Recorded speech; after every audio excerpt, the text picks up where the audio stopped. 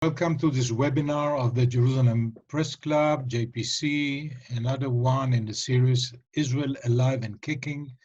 And today we host Guy Rolnik, founder of The Marker, who will speak on the need for a new socio-economic contract between government and citizens. Guy Rolnik founded Israel media organization The Marker, is deputy publisher of Haaretz daily newspaper. He's arguably the most influential business and economics journalist in Israel, promoting open, competitive markets with strong social safety net, and is considered the leader in the fight against corruption. Guy Rolnik is also a clinical professor, associate professor at the University of Chicago, Booth School of Business. He teaches courses on economic policy, media, and regulation in Chicago, Tel Aviv University, and IDC Herzliya. Mr. Rolnik, we'll start with a short introduction, and then we'll open up for Q&A. You're on mute, so please type your questions on the chat, and he will answer them as much as he can. Mr. Rolnik, please. Thank you very much, Uri, and welcome everyone. By the way, for full disclosure, we are all journalists here.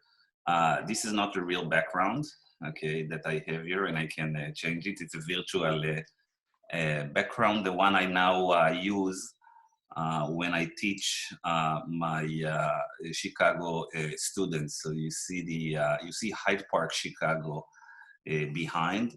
So maybe I'll switch it for my fake virtual background that I have when I do stuff that is related to Israel. So this is now the newsroom of The Marker, okay? But actually, I'm now in up north where I live. So as Uri said, I now split my time equally between Israel, where I continue to be involved in Haaretz and The Marker, and I write my weekly column in Chicago, where I'm a professor of strategic management at the University of Chicago Booth School of Business. So Uri started to talk about the social contract, the new social contract after the corona. So before we start to talk about what happens in Israel and what are the threats and opportunities that I see here, I want to start with something that might be obvious, but it is important that renegotiating this contract, of course, is not only relevant to Israel, but to the entire Western world, if you want, mostly Western world, what we call the OECD countries, the developed economies. So this Friday, I opened my weekly column with the 2 or 3 paragraphs from the editorial of the Financial Times that some of you probably read. And it was pretty amazing. I've been reading the Financial Times for many, many years now. And the language used by these liberal leaning newspapers that usually adheres to the supremacy of the markets, they chose a very different tone. The Financial Times called for renegotiating the social contract. And the exact words that they said is that we should think about reversing policies of the last 40 years. And as most of you probably, anyway, the people who are older than 40 remember, when people are saying 40, when people use 40 years, actually what they're referring to, of course, is the Ronald Reagan and Margaret Thatcher era. Some people call it the neoliberalism. Others would argue that this is what the emergence of what we call the Washington consensus, which is decreasing the role of government in the markets, in the economy, deregulation, liberalization, and so on and so forth.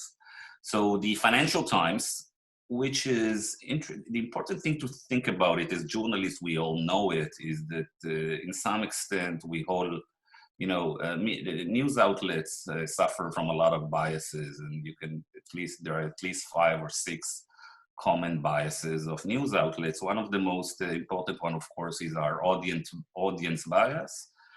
Every news outlet has to, in a way, to think about their audiences, and the audience of the Financial Times is the business elite. And when you are the editor of a publication like the FT, you want to make sure that you hold to your own ground, and you're very independent, you know, without fear and without favor, and so on and so forth. But still, you cannot alienate most of your readers, especially today when the business model of the news media, as you know, moves from advertising to mostly subscription, and FT is leading that. And Financial Times feels, on one hand, an obligation to rethink the social contract between businesses, governments, and the citizenry, and they feel comfortable, meaning they think that they can do it. They can raise those issues without alienating their readers, which means that they understand that what they think, and probably right, is that business leaders and business elites and economic elites around the world now recognize that whatever we had here in the last 10, 20, 30 years cannot go on, because we are risking political instability, social stability, and so on and so forth. Now, when we look at Israel and we talk about the social contract here, things I think get more complicated than they are in countries like US or other countries in Europe, because in many ways here, the balance between government and markets is in a way somehow better than other countries around the world. And the best way to do it, to see it, of course, is the performance of our healthcare system. Amazingly enough, I have a lot of friends and colleagues, I won't name for obvious reasons, that have been living in the States for many years. And now with the Corona crisis, some of them chose to come to Israel. And the reason is very simple. We have a universal healthcare system, which is not only dramatically more efficient and more equal, and people have better access to it, but the results of and the performance of the healthcare system is at par, and sometimes even better than most healthcare systems in the developed world. But having said that, when you look at the economic policy in Israel in the last 20 years or 30 years, a good measure to understand the social contract between government and the public is the share of public expenditure as a percentage of GDP.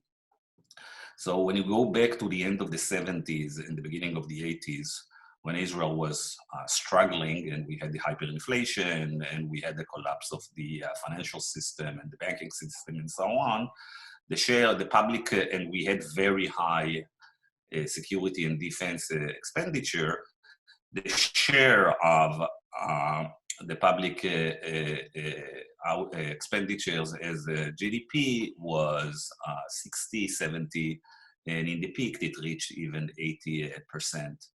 And that has started to decline, and since the late 80s, and a significant decline was after the crisis that we had in the second Intifada in 2001 to 2003. And it went in 2004, Israel, for the first time, reached the average of the OECD countries, the developed countries. And then something interesting happened. We started to go farther down, and we reached 38 to 39%, when the average in the OECD is 45%. So we cut transfer payments, and we cut other public services, and we became much more a country that economic policy tends more now to the Anglo-Saxon, or maybe US mostly, economic policy. So this trend continued all the way to 2011. Cutting taxes and cutting government expenditure and services. And then something happened. If you look at the chart that we had in the market this weekend, you see that since 2011 until today, we're actually flat. And the reason for that probably is the social protest of the summer of 2011. So social protest in Israel was a signal that the Israeli public gave to politicians that they are not willing to tolerate that anymore. Now the question is, what's going to happen after the corona crisis? Well, so the answer, of course, is I cannot give predictions, especially I'm not a health expert. So it depends a lot on the question, how long is this crisis going to last? So I think if we are gradually now developing an exit strategy, and we'll start exiting and coming back to work gradually in the next week or so, so the economic hit is not going to be it's not going to turn into a full-scale depression. It's going to be a recession that will probably recover from it by the beginning of 2022. But if we decide, because of health reasons, because of what we see in around the world, because of the fear of a second wave of corona, that we need to hold this lockdown in some way or another for a month or 2 months, then the game is that this is going to be a game changer, and we'll have to restart the way we think about how we organize the economy and the relationship between government and citizens and businesses. So what is it that now countries around the world, and what is it that Israel is doing specifically?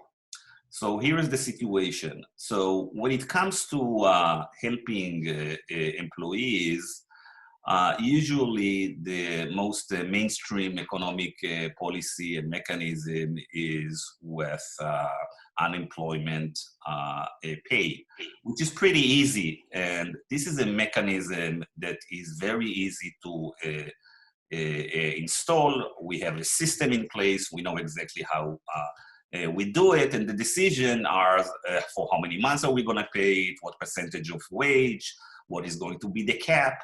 And this is a very efficient and very simple to use tool that we use in Israel, and people use it around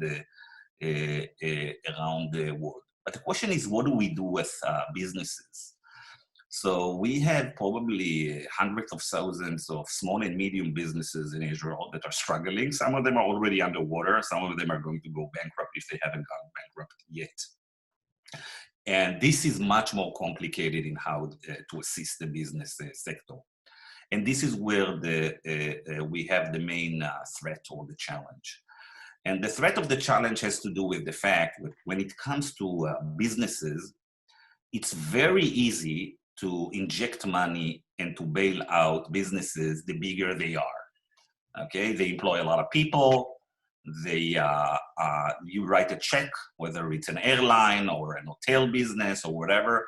Very easy for the government to take steps, and we see it, by the way, in the U.S. Very vividly in the Trump bailout package. So the bigger the company is, it's easier to support them. It's easier to cut the checks. It's easier to monitor it. the entire thing is much more efficient. The problem is, of course, is that what we're doing is that we are helping the people who are already, the corporations that are already stronger. And the big fear that is going to re-emerge from this process, and we're already starting to see it, is that the big gets bigger and more powerful, while the smaller players are diminishing, the smaller players are weakening, the smaller players, some of them will go bankrupt. And of course, now in the midst of the crisis, we don't care about this balance of power between the big players and the small players. But when we will re-emerge from this crisis, we might find ourselves in a market where there are a few dominant players that were big to begin with before the crisis, and now they're even much more powerful.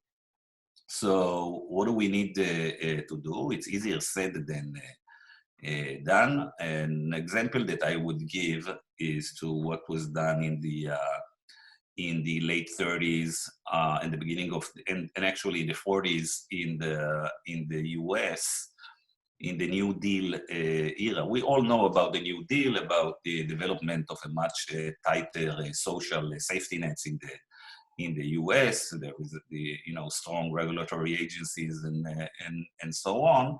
What is sometimes missing from the story about the narrative about the New Deal, the fact that FDR understood and his people understood that actually the New Deal was and the World War II was an opportunity to level the playing field in the market economy.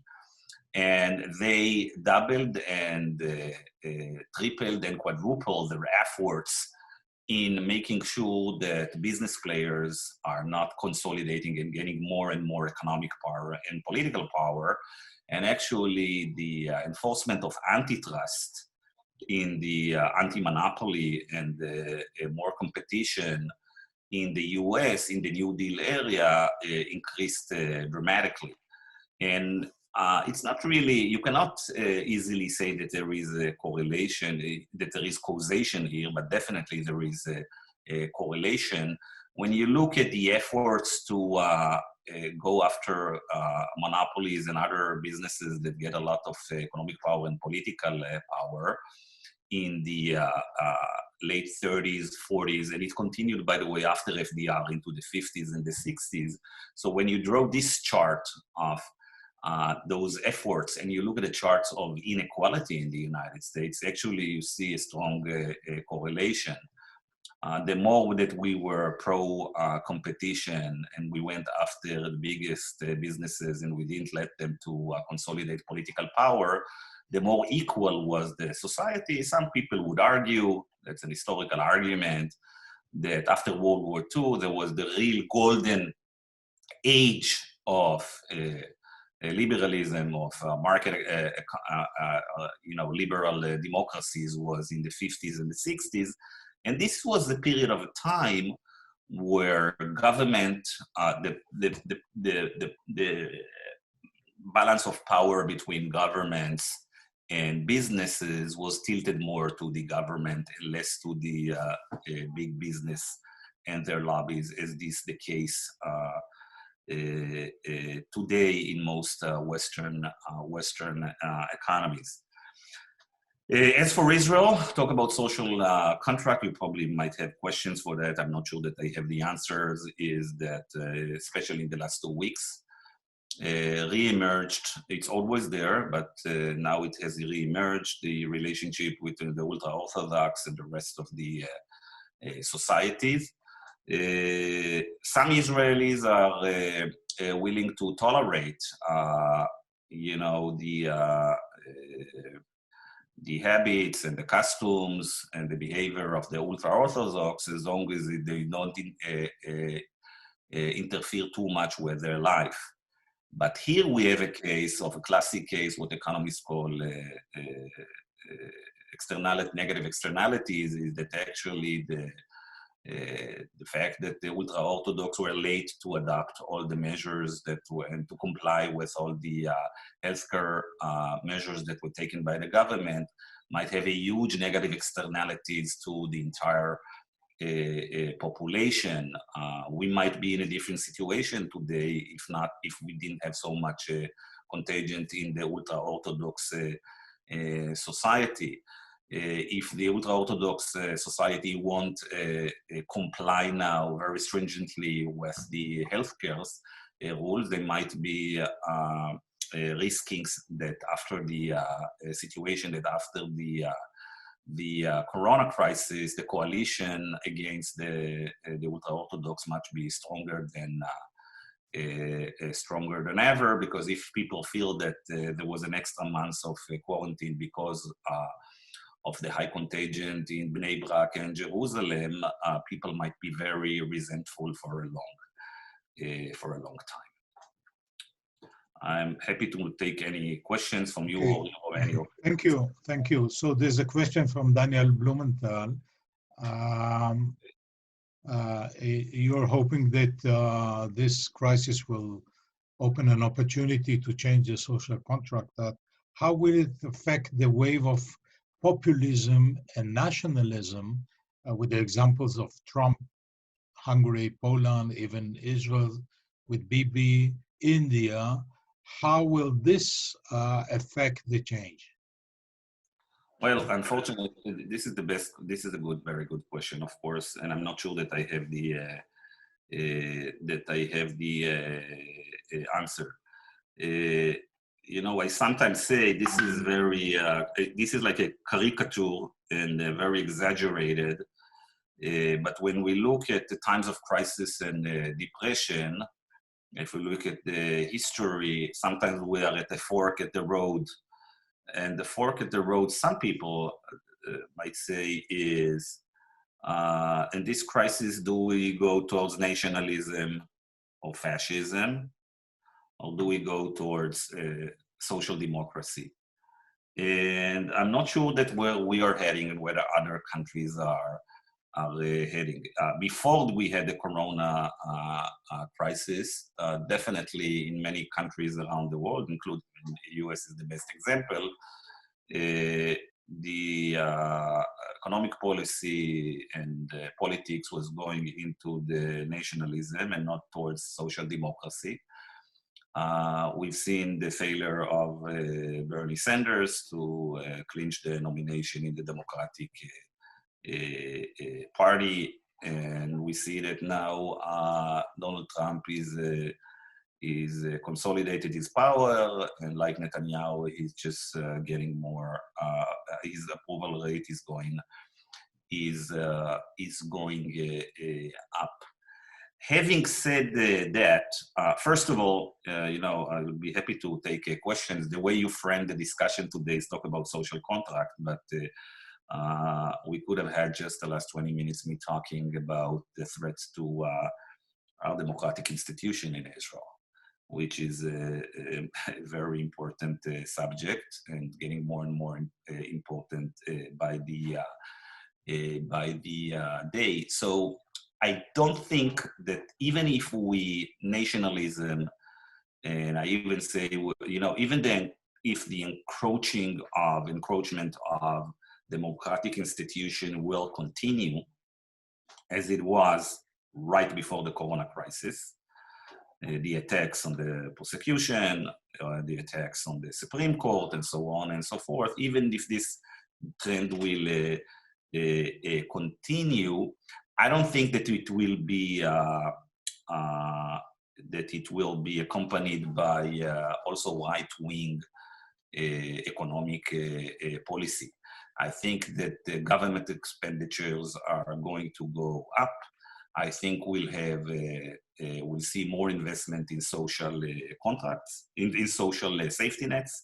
I think we won't see. I think that I think we won't see Netanyahu talking a lot like he has done in the past about the importance of holding down the government expenditure and government deficit and government debt. this is not going to happen in the foreseeable future. So there are two possibilities here.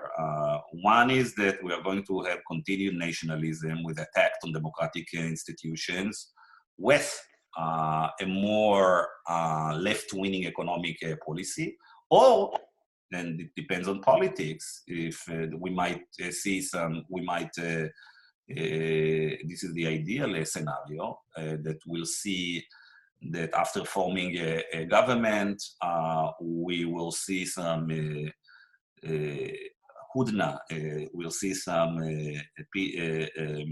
truth in the attacks on democratic institution once Netanyahu will feel that his control of the government is more secure, because as you've already, all of you have seen in the last 6 to 12 months, the more unstable was Netanyahu's government, the more he felt insecure, his attack on the democratic institution become more mean and more aggressive.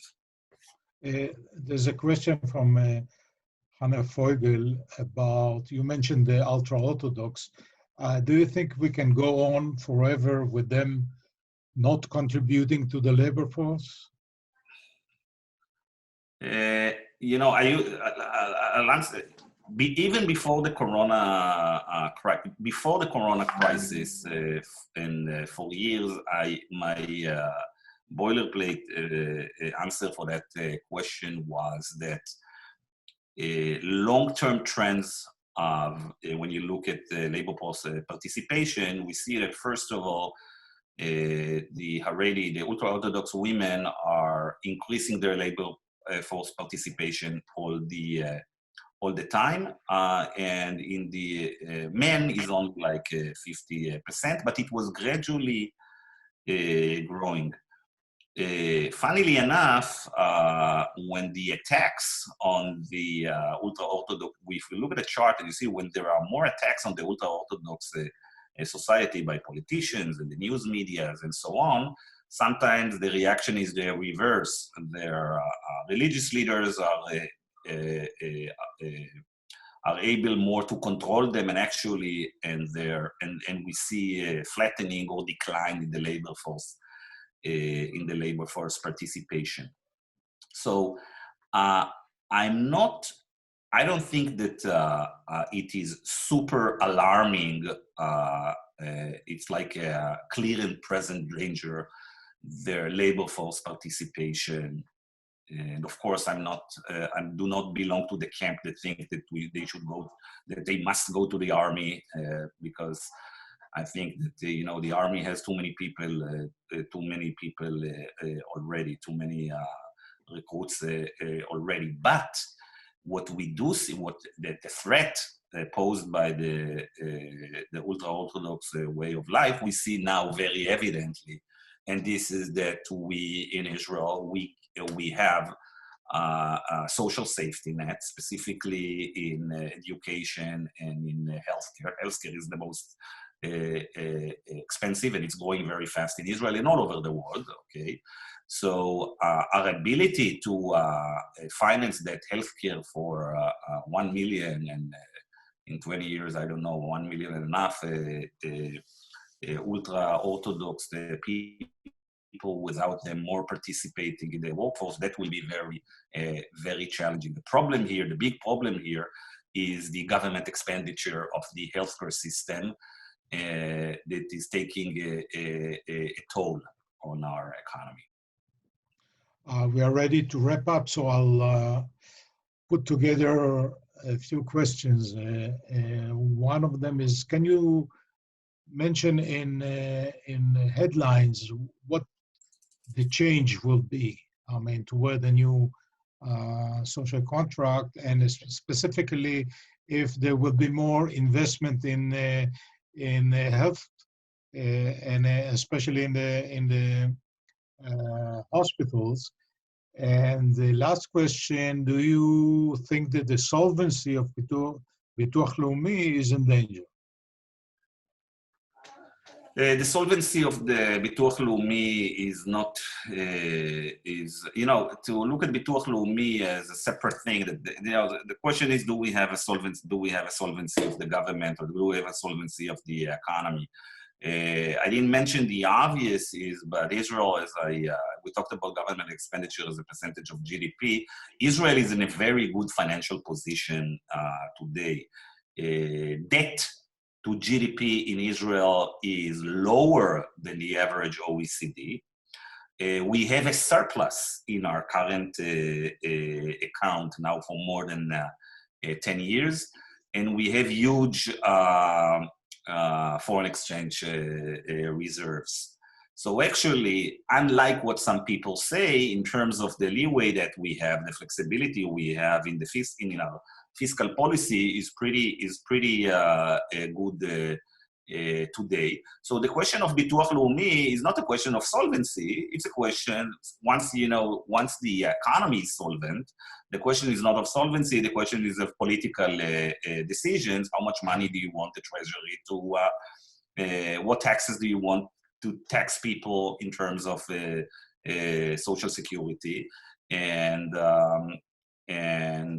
how much money you want to transfer to Bituach Leumi. For instance, now Bituach Leumi is going to incur something anywhere between 20 to 30 billion shekels, and the question is who is going to shoulder this spike in expenditure, whether it's going to be just the Bituach Leumi, or whether in some way or another it's going to be also the treasury. So that was your questions about Bituach Leumi. You also had two other questions. Please remind me again. Can you just mention the main stages So I think that the healthcare budget is going to grow. I don't want to go now into nitty-gritty, the details here, but one thing that, I think one issue that was not discussed a lot at this point, and it's reasonable not to discuss it because we're in a crisis, and so people are only asking questions that how we get out of that crisis right now. But if you look at the back and forth between the criticism about the healthcare system and what Netanyahu and his people said in the last 2 months, is that there was a lot of people saying we didn't invest enough in the healthcare system, and then Netanyahu said the budget grew in dozens of percent or 50%, dozens of 20 or 30% or 40% growth in the last 10 years or so. But the truth of the matter is that the budgets did increase, but cost of healthcare is increasing all over the world. So it's not necessarily means that you have more capacity.